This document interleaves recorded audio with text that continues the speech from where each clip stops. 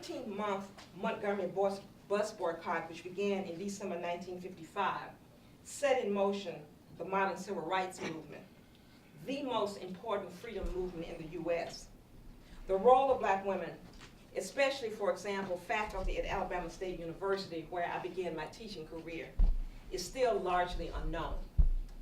The story actually begins in 1946 with Dr. Mary Fair Burks, then chair of the English department, who founded the Women's Political Council for the purpose of promoting voter registration and activism among black women in Montgomery, Alabama.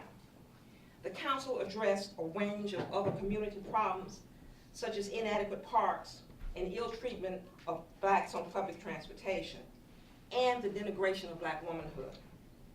3 years after its founding, a new English professor, Joanne Gibson Robinson, joined the council, having been badly mistreated by a white bus driver.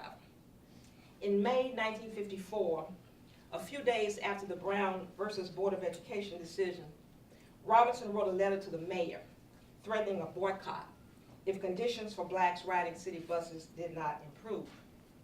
Though Rosa Parks became the figure most associated with the Montgomery bus boycott in March 1955, Claudette Colvin, a 15-year-old junior high school student at Booker T. Washington High School, was arrested for refusing to give up her seat to a white person. And for the first time, the Montgomery community was galvanized around the issue of bus desegregation. When little Claudette, who's still living, by the way, refused to budge after the policemen arrived, they called her a black bitch and a black whore, familiar woman-hating labels, and dragged her off the bus and hit her with their nightstick, according to a riveting memoir in a riveting analysis of women in the civil rights movement entitled Freedom's Daughters. When Colvin was convicted for violating city ordinances, she was 15 years old, Joanne Robinson, who had wanted to stage a boycott, urged the mostly male civil rights leaders to help organize a mass bus boycott with the Women's Political Council, but they refused, including E.D. Nixon, head of the NAACP in Montgomery. It is ironic that Rosa Parks was involved with council members and other black women to raise money for what they knew would be a very long battle in the courts. On October 21, Mary Louise Smith, another black teenage girl, she was 18, and even less well known, refused to give up her seat to a white person on a city bus. And again, there were plans for a bus boycott and lawsuit, but Nixon refused again.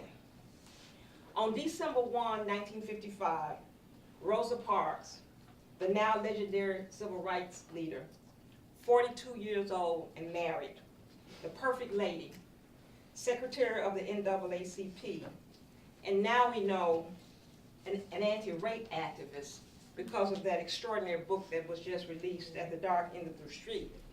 Rosa refused to give up her seat to a white man, though she was actually sitting in the black section of the bus.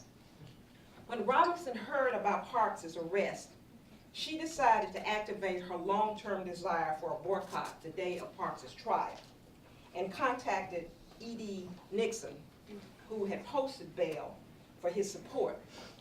It was Robinson who drafted that first flyer that called on the black community in Montgomery to stay off the buses. On the night of Parks' trial, Robinson drove to the Alabama State University campus with a male colleague and 2 students, and they mimeographed, I know young people in the audience don't know this, they mimeographed 35,000 flyers, risking the loss of her job. I should mention that I was at Alabama State for 2 years and never heard of these extraordinary women.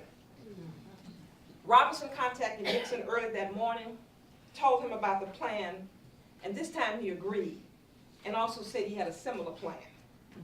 The next day, she and 2 male students, using distribution routes that the Women's Political Council had already mapped out, drove all over town distributing flyers at beauty and barbershops, factories, schools, and even taverns. Having assumed a pivotal role in the initial organizational strategy for the bus boycott, Women's political council leaders participated in that very large planning meeting at Dexter Avenue Baptist Church, pastored by Reverend Martin Luther King Jr. But King and the rest of them were nowhere around up until then. 4 days after Parks' historic arrest, the Montgomery bus boycott began on Monday, December 5, 1955. The Montgomery Improvement Association was organized to direct the protest, and King was elected president with an executive committee that included Robinson and Rosa Parks. While Robinson chose to assume a low public profile throughout the boycott because she didn't want to endanger her job, she was the second most important leader, assuming such responsibilities as editing the monthly MIA newsletter and driving in the carpool, despite her full teaching load, which was 6 courses, most mornings and afternoons.